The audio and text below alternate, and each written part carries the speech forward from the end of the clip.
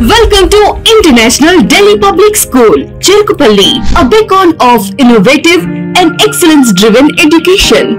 Our air-conditioned classrooms feature digital smart boards for a cutting-edge learning experience, complemented by a low student-teacher ratio of 20:1 to ensure personalized attention. We excel in integrated IIT, NEET and Olympiad training, supported by our diverse and expert faculty from across India. Our campus boasts state-of-the-art labs, an indoor sports arena, an extensive array of outdoor activities, a unique ISRO-certified space lab, and AP's first 18-course mini-golf. We are also home to a dynamic activity corner for arts and wellness, recognized as India's best CBSE school with the Indian Education Excellence Award. We are committed to outstanding education and STEM learning. Admissions are now open. For more information, contact International Delhi Public School, Aripalli Road, Ponnapalli Village, Cherukupalli Mandal, Baputla District, Andhra Pradesh. Contact 7702 172 162, 7799 797931, 7799 797932.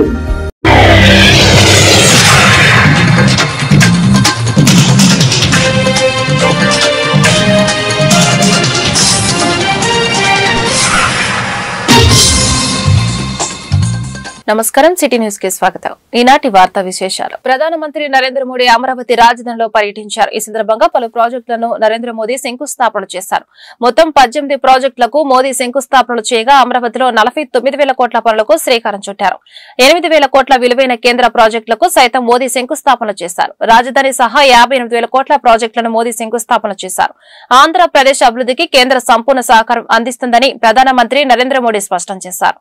మౌలిక సదుపాయాలను వేగంగా అభివృద్ధి చేస్తున్నాం. ఏపీలో connectivity వేగంగా అభివృద్ధి చెందుతుంది. Connectivity అభివృద్ధి చెందితే అన్ని రంగాలకు మేలు జరుగుతుంది. దీంతో రవాణా రంగం అభివృద్ధి చెంది రైతులకు మేలు జరుగుతుంది. రైల్వే బడ్జెట్ లో ఏపీ వాటా 10 రెట్లు పెరిగింది. కేంద్ర ప్రభుత్వం రైల్వేల అభివృద్ధికి విశేషంగా కృషి చేస్తుందని తెలిపారు. 9,000 కోట్లకు పైగా ఏపీకి కేటాయిస్తున్నాం. ఏపీలో 100% రైల్వేల విద్యుదీకరణ, మౌలిక సదుపాయాల కల్పనతో ఆర్థిక వ్యవస్థ బలోపేతం చేస్తున్నాం. నిర్మాణ రంగంలో యువతకు ఉపాధి అవకాశాలు పెరుగుతున్నాయి. అమృత్ భారత్ రైలు కూడా ఏపీ నుంచి వెళ్తుంది. హైవేల నిర్మాణం వల్ల టూరిజం అభివృద్ధి చెందుతుందని ప్రధానమంత్రి నరేంద్ర మోడీ వెల్లడించారు. एक नया अमरावती, एक नया आंध्र। अमरावती वो धरती है जहां परंपरा और प्रगति दोनों साथ चलते हैं, जहां बौद्ध विरासत की शांति भी है और विकसित भारत के निर्माण की ऊर्जा भी है। आज यहां करीब 60,000 करोड़ रुपए के प्रोजेक्ट का शिलान्यास और लोकार्पण किया गया है।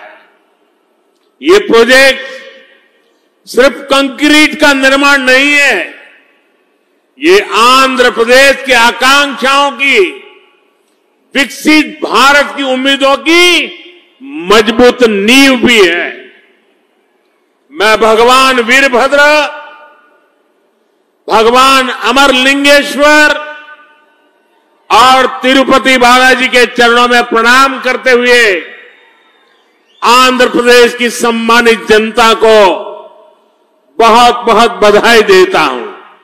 मुख्यमंत्री चंद्रबाबू नायडू गारू और पवन कल्याण जी को भी मैं बहुत बहुत शुभकामनाएं देता हूं।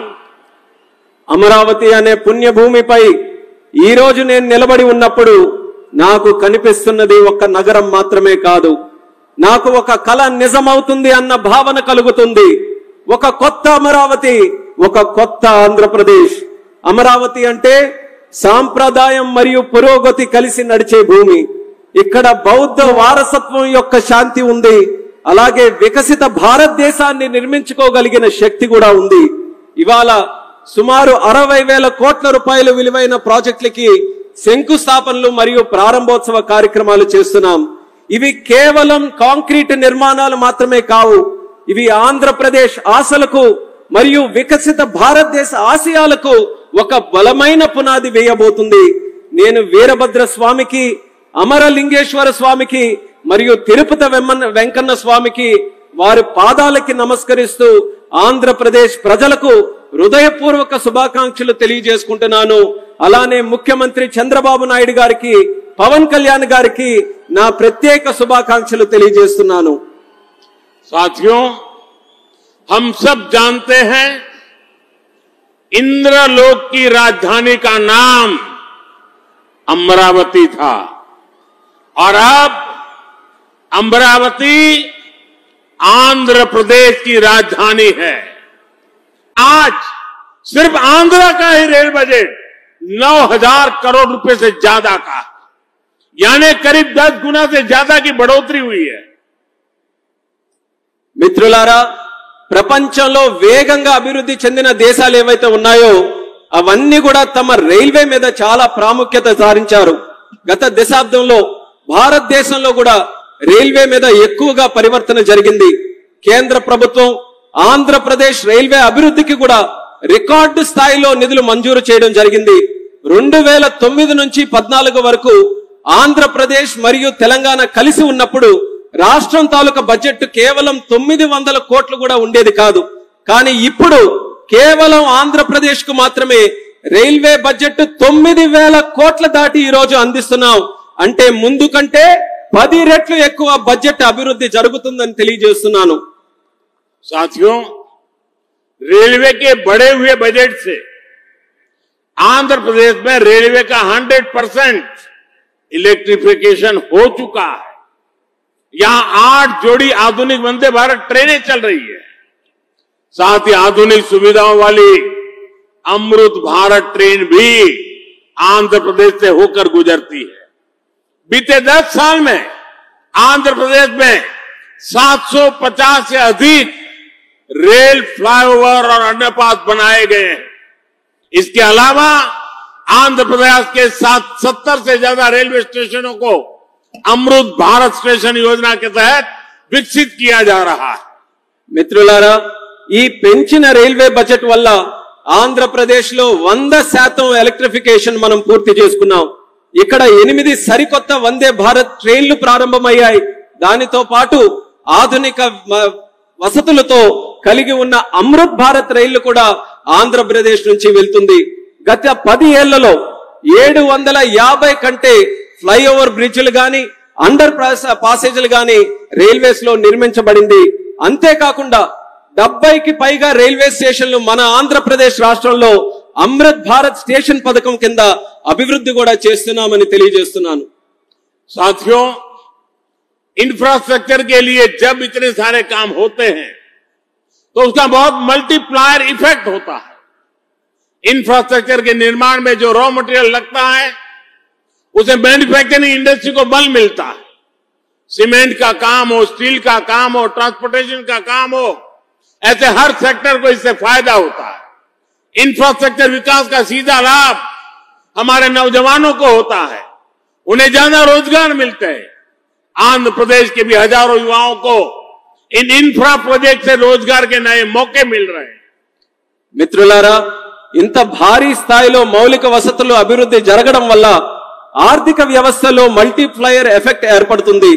నిర్మాణ రంగంలో కావలసిన రా మెటీరియల్స్, సిమెంట్ అయినా, స్టీల్ అయినా, రవాణా వంటి రంగాలకు గణనీయమైన డిమాండ్ ఏర్పడుతుంది.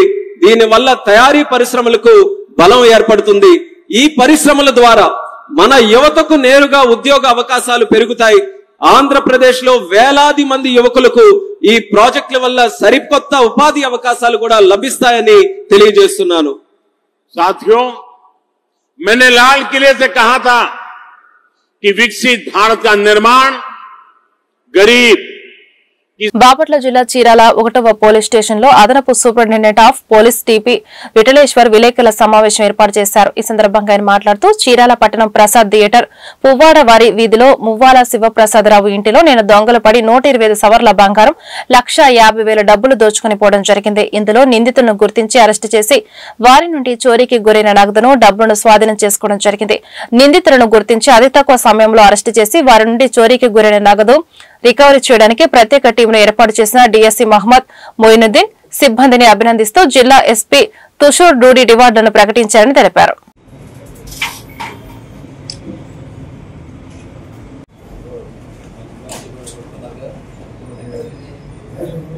కొంత అవకాశాలు ఉంటాయి ఎక్కువ. ఇప్పుడు లేట్ అయిపోయింది అనుకుంటే వాడు దాడిపోయాడంటే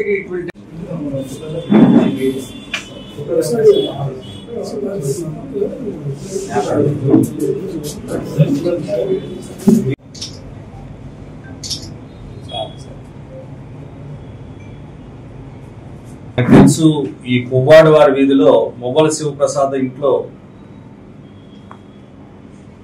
29/4/25 రాత్రి 8 గంటలకి దొంగతనం జరిగింది అనేది మనందరికీ తెలుసు. ఈ నేపథ్యంలో శివప్రసాద్ అనే ఆయన పోలీస్ స్టేషన్కి వచ్చి కంప్లైంట్ ఇవ్వడం జరిగింది. వాళ్ళ ఇంట్లో దొంగతనం జరిగింది, హాస్పిటల్కి వెళ్ళినప్పుడు దొంగతనం జరిగింది. వాళ్ళు హాస్పిటల్కి వెళ్ళారు ట్రీట్మెంట్ తీసుకోవడానికి భార్యాభర్తలు. ఇంటికి రాగానే ఇంట్లో చూస్తే బీరువా అంతా తీసుంది, తలుపులన్నీ తీసున్నాయి. వాళ్ళు వెంటనే వాళ్ళ ఇంట్లో బంగారం పోయిందని, డబ్బులు పోయినాయని గ్రహించి ఇమ్మీడియట్గా పోలీస్ స్టేషన్కి రావడం జరిగింది. పోలీస్ టీము ఇమ్మీడియట్గా ఆ నేరస్థలానికి వెళ్ళడం జరిగింది. నేరస్థలాన్ని పరిశీలించారు, పోలీస్ టీంతో కూడా వచ్చింది. నేపథ్యంలో టౌన్ ఇన్స్పెక్టర్ గారు సుబ్బారావు గారు, అలాగే రాజ్యలక్ష్మి ఎస్ఐ వాళ్ళ టీం అందరూ వెళ్ళారు. వాళ్ళ డిఎస్పీ గారు మొహిద్దీన్ గారు ఈ విషయం తెలియగానే ఆ టీంను ఫామ్ చేయడం జరిగింది. మన జిల్లా ఎస్పీ తుషార్ డూడి గారు కూడా వెంటనే ఆ ఇన్స్పెక్టర్ని ఆదేశించి ఏ విధంగా అయినా పట్టుకోవాలని చెప్పి ఇన్స్ట్రక్షన్స్ ఇవ్వడం జరిగింది. ఈ నేపథ్యంలో 2 ముద్దాయిలను పట్టుకోవడం జరిగింది. మొదటి వాడి పేరు షేక్ అజాద్, రెండవది పేరు పఠాన్ మునీర్. వీళ్ళిద్దరూ కూడా నవాబుపేటకి చెందిన వాళ్ళే. దీంట్లో షేక్ అజాద్ అనేవాడు కరెంటు పని వచ్చు వాడికి.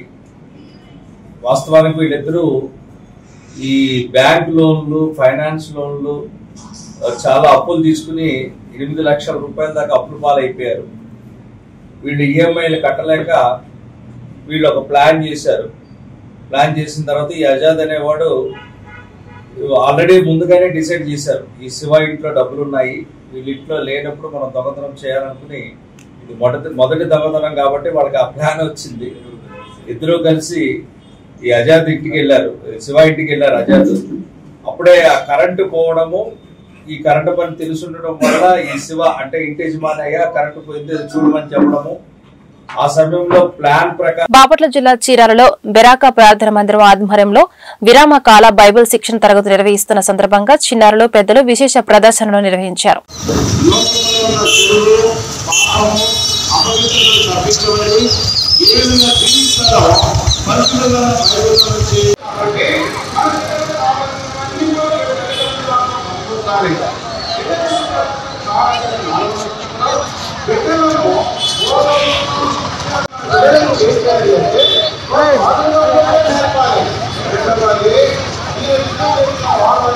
మన బిడ్డల విషయంలో తల్లిదండ్రులు అనేటువంటి మనం చేయవలసినటువంటి పనులు ఒక 7 ఉన్నాయి. బాగా గుర్తుపెట్టుకునే చేయవలసినటువంటి వారు కూడా బిడ్డల విషయంలో మనం చేయవలసింది మొట్టమొదటిది టు టీచ్, వాళ్ళకు నేర్పాలి. ఏమి నేర్పాలి? ఈ రోజు బైబిల్లో నామంది ఇది నిత్య వాక్యము. ఒకటి దేవుని వాక్యము రాయబడింది. గత సోమవారం నుండి రేపటి వరకు విరామ బైబిల్ పాఠశాల చిన్నపిల్లలు టీసీ మొదలుకొని పీజీ స్టూడెంట్స్ వరకు ప్రశస్త రక్త ప్రోక్షణ కిందకి ఈ స్థలాన్ని మమ్మల్ని అందరూ తీసుకొస్తుంటున్నాం. స్వతంత్రపరచము యేసుక్రీస్తు నామమున ప్రార్థించి వేడుకొనుచున్నాము తండ్రి, ఆమేన్. మా ప్రియులారా, ఉదయకాల సమయంలో ప్రభు యేసుక్రీస్తు వారి యొక్క నామమున మీ అందరికీ శుభములు తెలియజేస్తున్నాం. ఇక్కడే మనకి సమీపంలో గవర్నమెంట్ ప్రశస్త రక్త ప్రోక్షణ కిందకి ఈ స్థలాన్ని మమ్మల్ని అందరూ తీసుకొస్తుంటున్నాం. స్వతంత్రపరచము యేసుక్రీస్తు నామమున ప్రార్థించి వేడుకొనుచున్నాము తండ్రి, ఆమేన్. మా ప్రియులారా, ఉదయకాల సమయంలో ప్రభు యేసుక్రీస్తు వారి యొక్క నామమున మీ అందరికీ శుభములు తెలియజేస్తున్నాం. ఇక్కడే మనకి సమీపంలో గవర్నమెంట్ హాస్పిటల్ పాపుల రక్షకుడైన ప్రభుయేసు క్రీస్తు వారికి, పాపములకు క్షమాపణ ఇచ్చే ప్రభుయేసు క్రీస్తు వారికి, పాపిని ప్రేమించి పాపమును ద్వేషించే ప్రభుయేసు క్రీస్తు వారికి, పాపి కొరకు ప్రాణం పెట్టి చనిపోయి తిరిగి లేచిన ప్రభుయేసు క్రీస్తు వారికి, మరలా రారాజుగా రానయ్యున్న ప్రభువైనటువంటి యేసు మానవుడు జీవిస్తాడు. తర్వాత రోమిలకు రాసిన పత్రిక 1:8 ఇది విశ్వాస వాక్యము. కనుక మానవుడి యొక్క జీవితంలో విశ్వాసం ద్వారా వారి యొక్క బ్రతుకులు ఏ విధంగా కట్టబడతాయో పరిశుద్ధ గ్రంథం బైబిల్లో రాయబడింది. తర్వాత హెబ్రీయులకు రాసిన పత్రిక 4:12 ఈ వాక్యము శక్తి కలిగిన వాక్యము, అనేకుల యొక్క జీవితాలను మార్చగలిగినటువంటి బలమైనటువంటి సజీవమైనటువంటి వాక్యము ఈ వాక్యం. అపొస్తలుల కార్యములు 13:26 ఇది రక్షణ వాక్యం. ప్రియమైన స్నేహితుడా, ఒక వ్యక్తి పాపం నుండి విడిపించబడి లేక పాపం నుండి రక్షించబడి స్వర్గరాజ్యానికి ఏ విధంగా చేర్చబడతాడో రక్షించేటువంటి వాక్యము దేవుని యొక్క వాక్యం. ఈ ఉదయకాలం ప్రియమైన స్నేహితుడా, పరిశుద్ధ గ్రంథం బైబిల్ గురించి చెప్పాలి అంటే చాలా విషయాలు ఉన్నాయి. అయితే మాకున్న సమయాన్ని బట్టి నేను కొద్ది మాటలు మీకు చెప్పాను. ఒకటి వర్డ్ ఆఫ్ గాడ్, ఇది దేవుని వాక్యం. రెండవది ఎవర్ లాస్టింగ్ వర్డ్, ఇది నిత్య వాక్యం. మూడవది ఇది వర్డ్ ఆఫ్ ట్రూత్, ఇది సత్యవాక్యం. నాలుగవది వర్డ్ ఆఫ్ లైఫ్, ఇది జీవవాక్యం. ఐదవది వర్డ్ ఆఫ్ ఫెయిత్, ఇది విశ్వాస వాక్యం. ఆరవది వర్డ్ ఆఫ్ పవర్, ఇది శక్తి కలిగినటువంటి వాక్యం. ఆఖరిగా ఏడవది ఇది వర్డ్ ఆఫ్ సాల్వేషన్, ఇది రక్షణ వాక్యం. కనుక పరిశుద్ధ గ్రంథం బైబిల్లో నుంచి దేవుని వాక్యం గురించినటువంటి కొన్ని మాటలు నేను మీకు. బాపట్ల జిల్లా చీరాల నియోజకవర్గం నుండి ప్రధానమంత్రి నరేంద్ర మోడీ సభకు 6,000 మంది ప్రజలు తరలి వెళ్తున్నారు. ముఖ్యమంత్రి చంద్రబాబు, ఉప ముఖ్యమంత్రి పవన్ కళ్యాణ్, బీజేపీ అధ్యక్షురాలు పురంధేశ్వరులు చాలా కష్టపడుతున్నారు. ఈ సభను దిగ్విజయంగా జరగాలని ఆశిస్తున్నామని శాసనసభ్యులు ఎంఎం కొండయ్య తెలిపారు.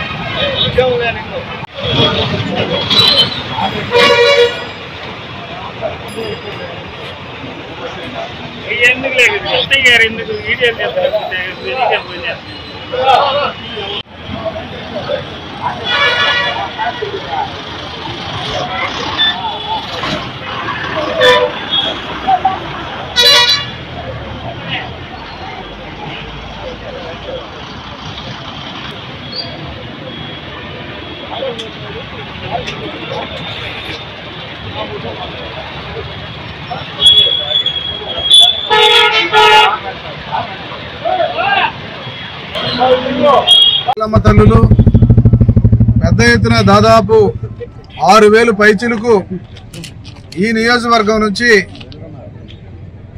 తీసుకెళ్లడానికి మా వాళ్ళందరూ సమాయత్తమయ్యారు. ఆ సందర్భంగా ఈరోజు నేను వాటిని ప్రారంభించడానికి రావడం జరిగింది.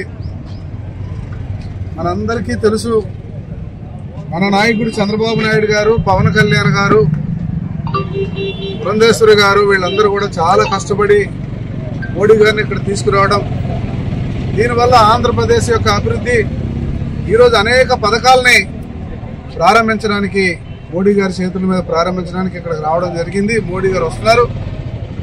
ఇది రాబోయే రోజుల్లో ఆంధ్రప్రదేశ్ యొక్క అభివృద్ధికి తోడ్పడుతుందని యావత్ కార్యకర్తలు, నాయకులు మేమందరం కూడా విశ్వసిస్తున్నాం. వారి కోసం ఈరోజు మేమందరం ఎదురు చూపులతో ఈరోజు అమరావతికి వెళ్తున్నాం.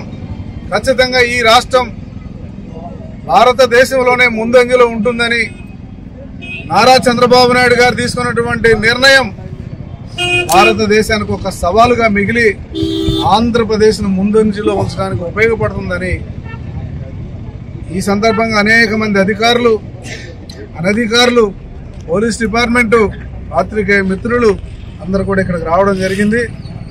వారందరూ కూడా మహిళమ్మ తల్లులు కూడా అందరూ కూడా ఇప్పుడు బయలుదేరి వెళ్తున్నారు కాబట్టి చక్కగా వెళ్ళి చీరాల నియోజకవర్గానికి మంచి డిసిప్లిన్గా మంచి పేరు తీసుకొస్తారని చీరాల నియోజకవర్గ ఎమ్మెల్యేగా ప్రజలందరినీ కోరుకుంటున్నాను.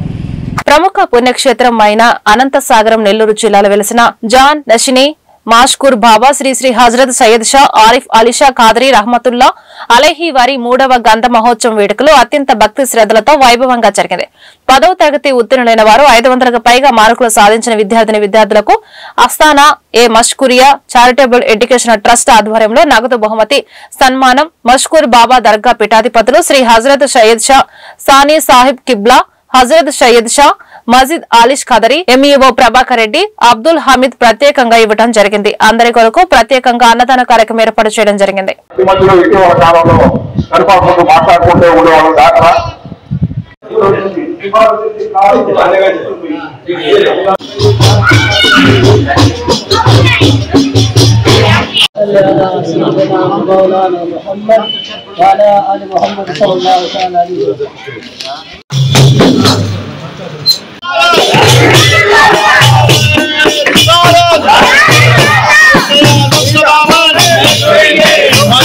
నాకైతే చాలా తీరని లోటు కాబట్టి అతని కార్యక్రమాలు ఏమన్నా కానీ ఎప్పుడు దాకా మేము ఉన్నదా కూడా అతని కార్యక్రమాలు సహకరిస్తాం. వాళ్ళ ఫ్యామిలీ విషయాల్లో కూడా మంచిగా కావాల్సి ఉంటుంది చూస్తామని తెలియజేస్తూ ఆయనకు స్వర్గప్రాప్తి కలగాలని పూర్తిగా కోరుకున్న వాళ్ళు ఒకరిగా తెలియజేస్తున్నాం. నవ్యాంధ్రప్రదేశ్ తొలి శాసన సభాపతి కోడెల శివప్రసాదరావు 77వ జయంతి కార్యక్రమం ఘనంగా నిర్వహించారు.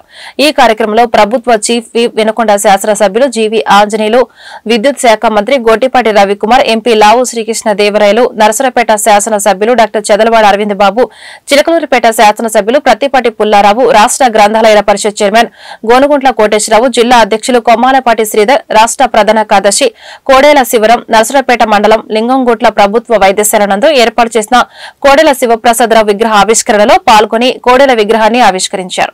ఈ కార్యక్రమంలో కూటమి నాయకులు, కార్యకర్తలు, అభిమానులు పాల్గొన్నారు. బయలుదేరారు సార్.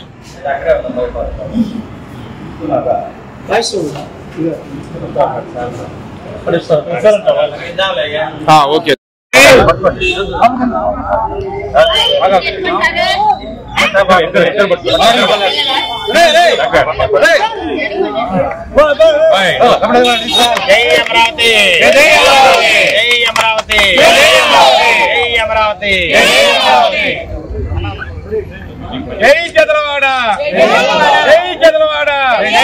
ఏదైతే ఈరోజు ఈ విగ్రహం ఆవిష్కరించుకుంటా ఉన్నామో దీనికి ఇద్దరికి ముఖ్యంగా మనం కృతజ్ఞతలు తెలియజేసుకోవాలి, ధన్యవాదాలు తెలియజేసుకోవాలి. ఒకటి మన ఇన్ఛార్జ్ మినిస్టర్ గారు గొట్టిపాటి రవికుమార్ గారికి ఈరోజు చేద్దాము ఈ కార్యక్రమం అని చెప్పి, అలాగే ఆయనతో పాటుగా మన అరవింద్ బాబు గారు ఇద్దరు కూడా ఈరోజు పూర్తి చేయాలండి ఈ కార్యక్రమం ఎట్టి పరిస్థితుల్లో కూడా అని చెప్పి ఇద్దరు నిర్ణయించుకొని ఈ కార్యక్రమాన్ని ఘనంగా ఈరోజు నిర్వహిస్తా ఉన్నారు. వాళ్ళిద్దరికీ కూడా మన అందరం కూడా ధన్యవాదాలు తెలియజేసుకోవాలి. కోడెల శివప్రసాద్ గారి గురించి కొత్తగా ఈ జిల్లాలో చెప్పాల్సిన అవసరం లేదు, ఈ నియోజకవర్గంలో ఈ జిల్లాలో చెప్పాల్సిన అవసరం లేదు. ఆయన 23 నుంచి కూడా తెలుగుదేశం పార్టీకి ఏ సమస్య వచ్చినా, ఏ నియోజకవర్గంలో ఏ సమస్య వచ్చినా ముందు నడిపించిన వ్యక్తి. ఈ ప్రాంతంలో అప్పటిదాకా కాంగ్రెస్ జెండా ఎగురుతున్న దాన్ని మొట్టమొదటిసారిగా తెలుగుదేశం జెండాని ఒకసారి కాదు వరుసగా 5 సార్లు కోడెల గారి విగ్రహ ఏర్పాటుకు కృషి చేసినటువంటి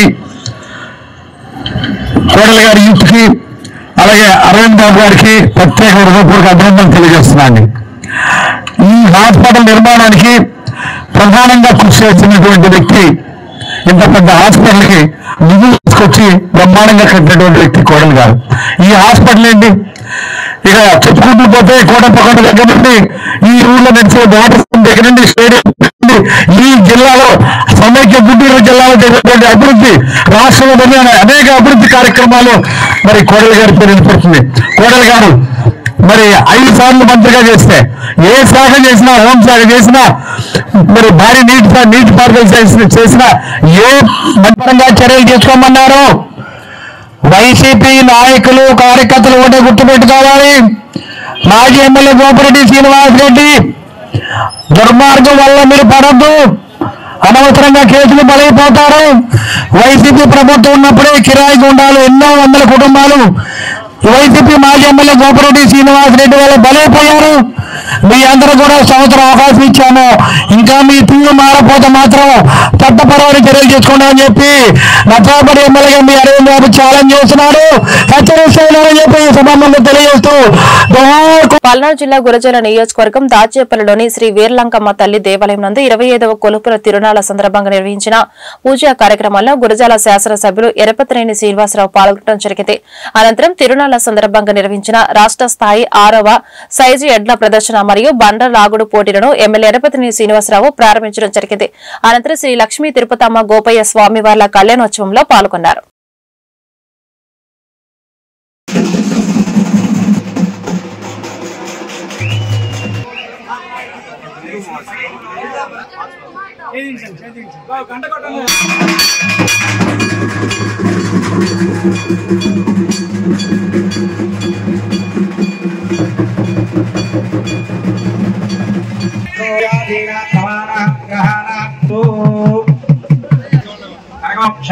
चतुर्विध फलपुरुषार्थसिद्ध्यर्थम इष्टकाम्यार्थसिद्ध्यर्थम मनोभीष्टफलसिद्ध्यर्थम श्री गोपयाज्ञा समेत श्री तिरुपतिदेवता परिपूर्ण अनुग्रह प्रसाद सिद्ध्यर्थम महदाशीर्वचनं करिष्ये।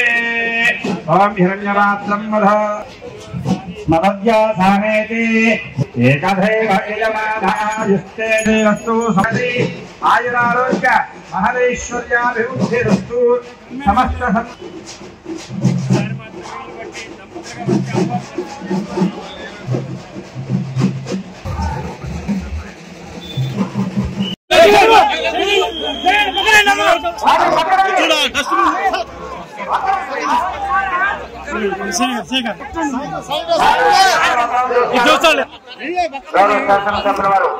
ఈ జతను జరిగించినాకి వెళ్తారు.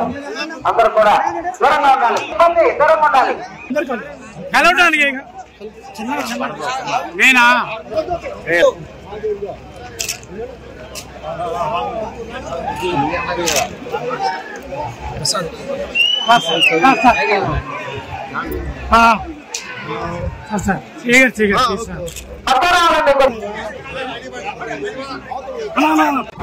అందరికీ నమస్కారం. దాచేపల్లి తెలంగాణకు పల్నాడు ప్రాంతానికి వారాల్సే తల్లి మా అందరినీ కాపాడే వేలువంకమ్మ తల్లి 25వ కొలుపులు తిరునాళ్ళ ఏర్పాటు చేసిన ఎడ్ల ప్రదర్శన, అదేవిధంగా కొలుపులు మహాత్మానికి హాజరైన భక్తులందరికీ ఆ అమ్మవారి ఆశీస్సులు అందరికీ ఉండాలి. పల్నాడు సుభిక్షంగా ఉండాలని కూడా కోరుకుంటూ గత తెలంగాణలో ఇక్కడికి నేను మాజీ ఎమ్మెల్యేగా వచ్చాను. మీ ఆశీస్సులతో ఈ సంవత్సరం ఎమ్మెల్యేగా వచ్చారు. అందరూ ఆశిస్తారని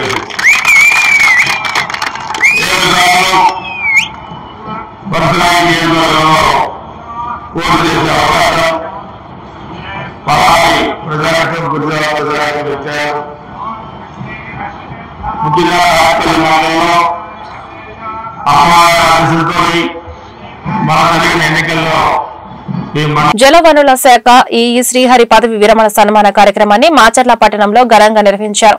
ముందుగా ఉద్యోగులు ఈఈ శ్రీహరి దంపతులను పూలమాలలు, శాలువలతో ఘనంగా సత్కరించారు. ఈ సందర్భంగా ఎస్సీ కృష్ణమోహన్ మాట్లాడుతూ శ్రీహరి నిబద్ధతతో పనిచేసి అందరి మన్ననలు పొందాడని కొనియాడారు. ఎటువంటి దాఖలాలు లేవు, అది ఒక మనిషి తన నోటిని నాలుకను అదుపు చేసిన వాడు ప్రపంచాన్ని అదుపు చేయగలని చెప్పి ఒక మంచి అనుభూతి ఉంది, ఎంతో ఆర్యోక్తి ఉంది. దాన్ని ఆచరణ పెట్టి చూపించారు ఈ గారు. అందుకు వారిని సభాముఖంగా అభినందిస్తున్నాను. వారి అడిచారులో మనం అడగడానికి